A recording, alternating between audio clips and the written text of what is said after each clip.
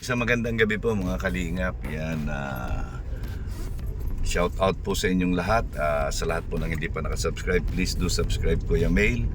And of course, Roda Mix Vlog. Yan, sana po ay nasa mabuti kayong kalagayan, saan mang sulok ng mundo kayo naroroon. Ngayon pong gabi ay pupuntahan natin si Pao para sunduin at meron po siyang pupuntahan ngayon.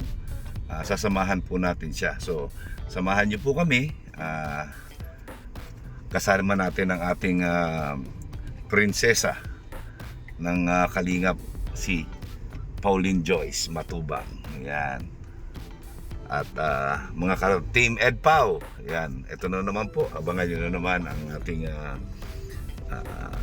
one-on-one interview sa ating very beautiful princess na si Pauline.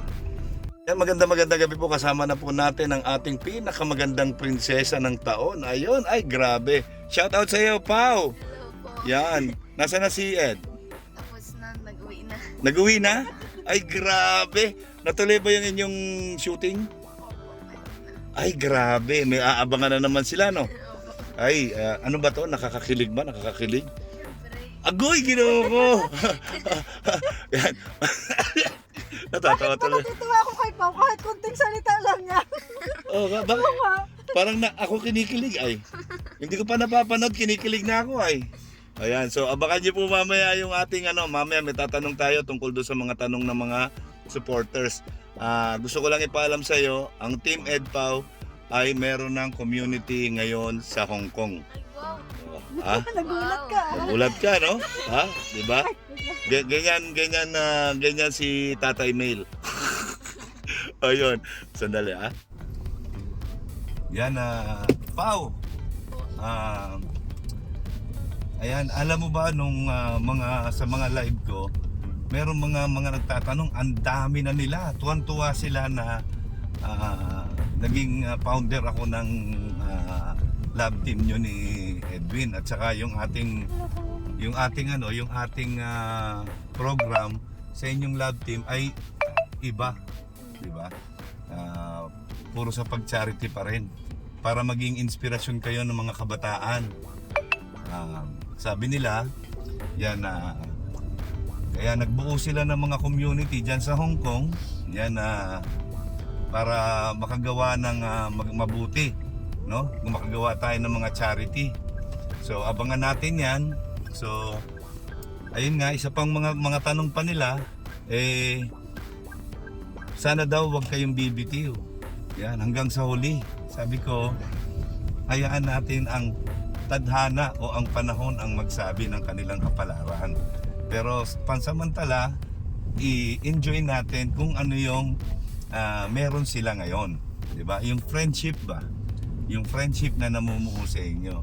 So, sa tingin mo ba okay lang ba kay Ate Edna at saka kay Kuya Bal kung magpursu sa panliligaw sa iyo o i-continue yung panliligaw sa iyo ni Edwin?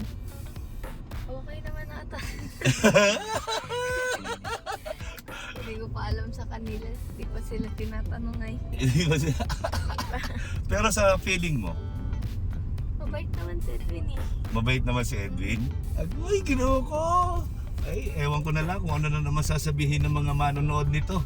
Ayan,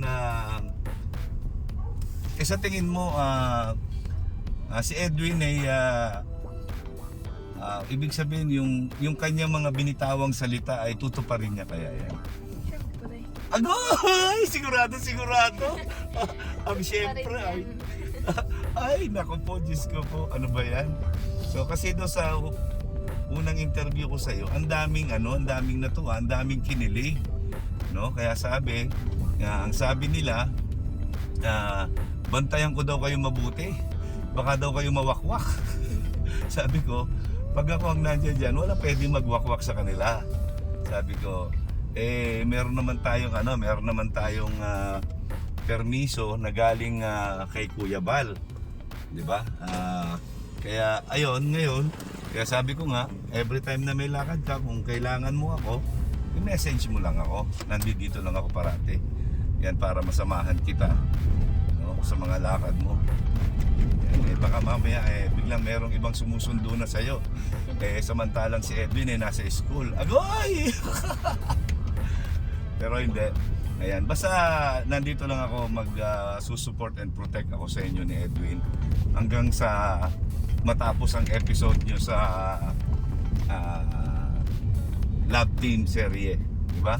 Nandito lang tayo. Kung ano man ang maging resulta, siguro naman bago pag natapos yung serye na yan, naka-graduate na kayo parehas.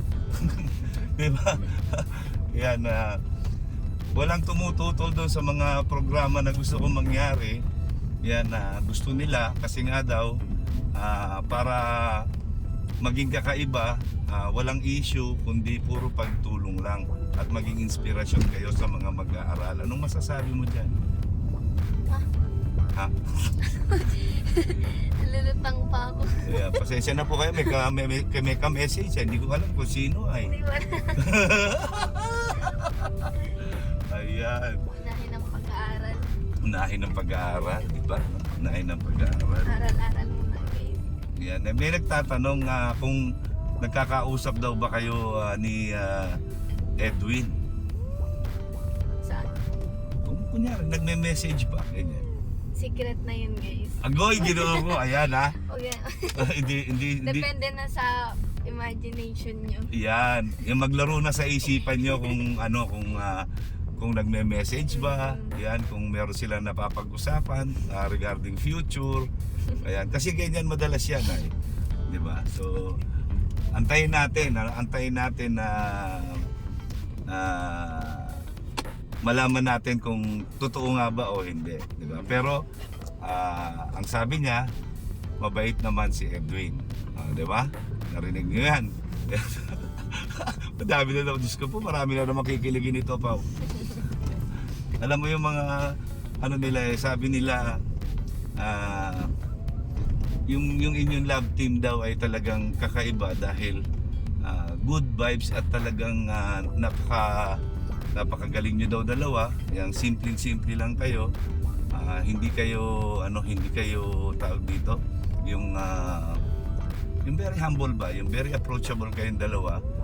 Yan, kaya sabi ko nga okay naman sila talaga. Sabi ko kung makakasama niyo sila sa personal, talaga namang mababait na bata yan. Ako wala akong masabi diyan, di ba? Talagang si Pao talagang yan, kalug talaga yan. Yan, kahit saan mapunta yan, game yan. Yan, kaya yun. So antayin natin si Pao na magsabi sa inyo yung kung ano yung mga aabangan ninyo sa kanilang shooting at sa mga darating pang araw. Yan. Sa tayo, pag ganun. Yan, Pao, ano muna tayo? Ending muna tayo. Yan, bigyan mo sila ng inspirational message sa mga supporters natin sa Hong Kong, sa Australia, sa US, sa Canada. Ang dami. Oo, sa Japan. Yan, at sa Middle East. Yan, Ay, wow. ang pinakamarami natin is sa Hong Kong. Yan, bigyan mo sila ng message. Yan. Yung lagi po naming sinasabi is yung thank you nga po sa mga nagsusupport, tapos di po namin alam na lumalawak na pala yung community, and dun sa mga nagsusupport po ay sana walang sawa po kayo sa pag-abang and pagsusupport po, dahil hindi lang naman po para sa amin yan, kundi makakatulong din po dun sa kambal yung ginagawa namin. Very good, very well said. Thank you very much, Pao. Yan, maraming salamat po sa inyong lahat. And Saan tayo?